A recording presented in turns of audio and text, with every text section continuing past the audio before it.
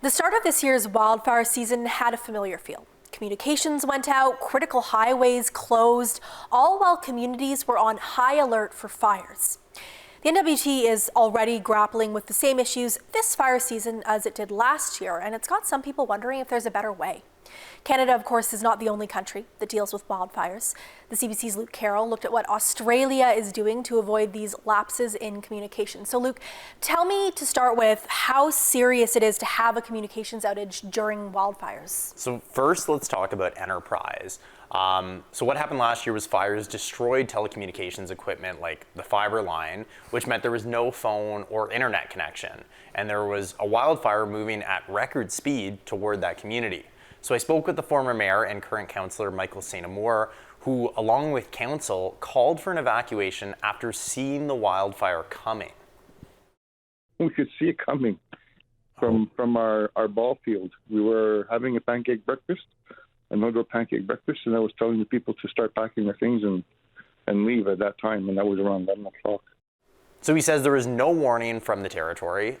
Hours later, the approaching wildfire destroyed most of the community.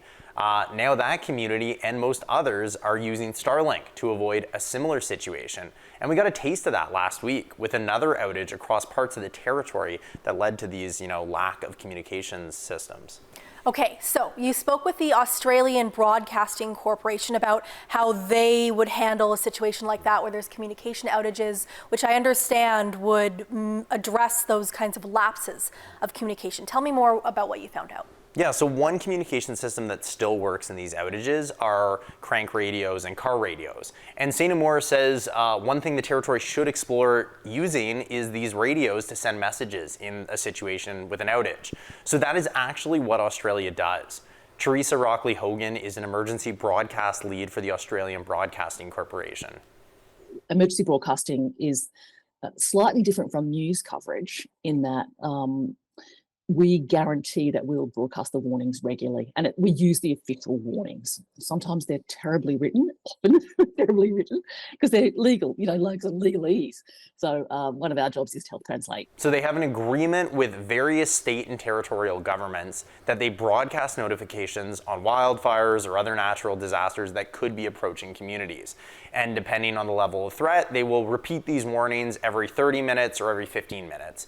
So they have a whole separate team from the editorial side who does this, Megan.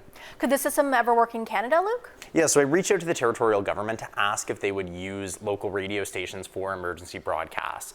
And a spokesperson for the government said in an email that local authorities are responsible for their own communication tactics related to an emergency. So this would be in the community's emergency plan. She said that if the Territorial Emergency Management Organization is activated to respond to an event, then the tactics that are employed will be dictated by the level of severity of the event, with a focus on utilizing the N.W.T website and social media site as the main source of factual information during an emergency. But evacuation orders can be sent over N.W.T alert, so that pushes notifications to radio, TV, and cell phones. But if you recall, Megan, this system has been criticized for mispronouncing names and places and sometimes coming out really garbled. So take a listen to one that we had from last year. Residents should be prepared to evacuate on short notice. Prepare to evacuate for up to 1 week. Take all medications, important documents, and prepare your pets as well. Pets should be leashed and crated whenever possible. So a colleague of mine also reached out to the CBC and the CRTC about using this same system as Australia, but they essentially said the same thing as the territorial government, that Canada relies on its alert system. Thanks for looking into this, Luke. Thanks for having me, Megan.